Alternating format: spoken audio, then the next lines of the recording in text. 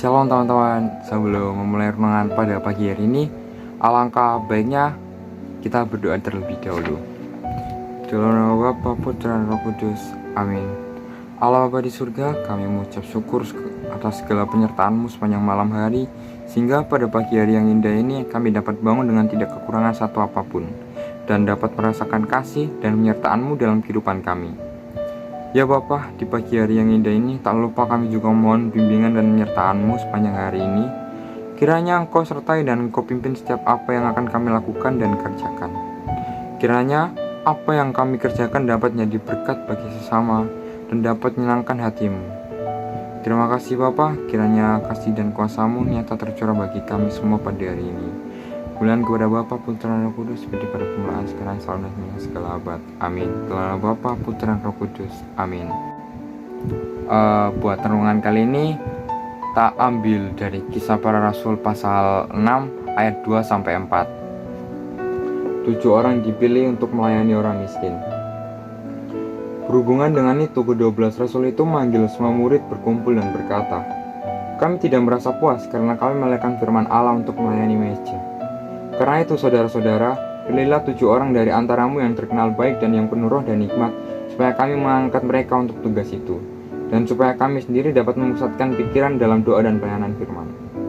Demikianlah sabda Tuhan. Syukur kepada Allah. Teman-teman, di sini ada yang tahu atau kenal sama Billy Graham and John Stott enggak?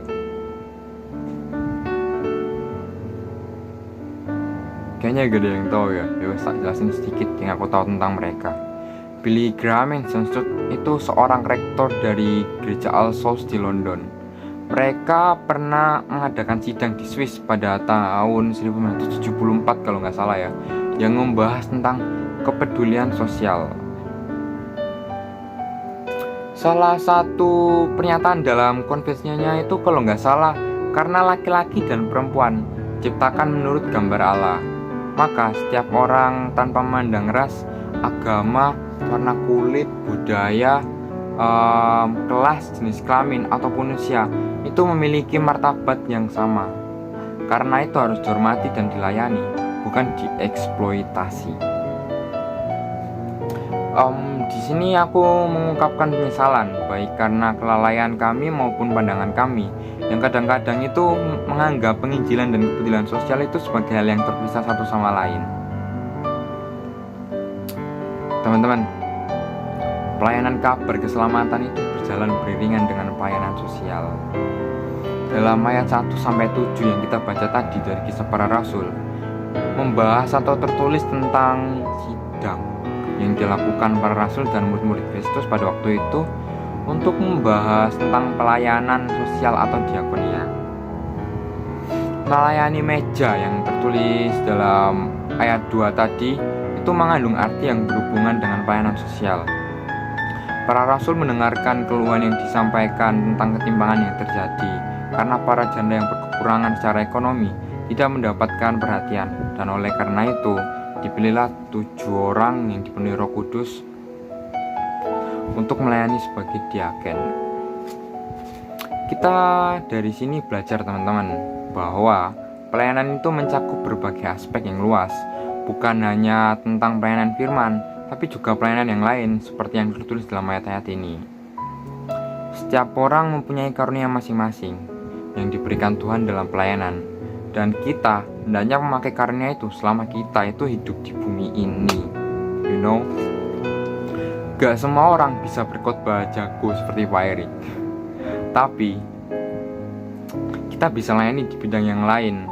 Karunia kita masing-masing itu berbeda-berbeda sesuai dengan pemberian dan karunia dari Roh Kudus. Tapi hendaknya itu semua dipakai untuk saling melengkapi dan memuliakan nama Tuhan. Jangan ada yang merasa dirinya lebih hebat atau lebih utama. Tapi mari kita saling menghargai dan bersinergi demi hormat dan kemuliaan nama Tuhan. Dalam Roma pasal 12 ayat 6-8 di sini itu tertulis, "Demikianlah kita mempunyai karunia yang berlain-lainan menurut kasih karunia yang dianugerahkan kepada kita. Jika karunia itu adalah untuk bernubuat, baiklah kita melakukannya sesuai dengan iman kita. Jika karunia untuk melayani, baiklah kita melayani. Jika karunia untuk mengajar, baiklah kita mengajar. Jika karunia untuk menasihati, baiklah kita menasihati. Siapa yang membagi-bagikan sesuatu, hendaklah ia melakukannya dengan hati yang ikhlas. Siapa yang memberi pimpinan, hendaklah ia melakukannya dengan rajin.